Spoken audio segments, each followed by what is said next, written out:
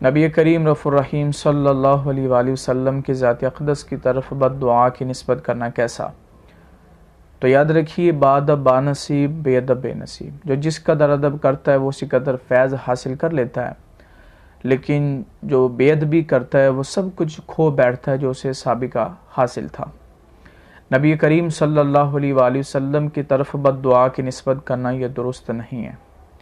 علامہ غلام رسول سعیدی رحمۃ اللہ تعالی علیہ صحیح بخاری کی شرح کرتے ہوئے کئی جگہ پہ آپ نے اس چیز پہ بحث فرمائی ہے، جیسے جلد نمبر 1 اس کے صفحہ نمبر 705 پر، اور جلد نمبر 13 صفحہ نمبر 806 پر آپ یہ بات، اور متعدد جگہ پہ آپ نے یہ بحث فرمائی۔ آپ نے فرمایا نبی پاک صلی اللہ علیہ وآلہ وسلم کی ذات اقدس کی طرف بد دعا کی نسبت کرنا یہ درست نہیں ہے، کیونکہ نبی پاک صلی اللہ علیہ وآلہ وسلم کا کوئی عمل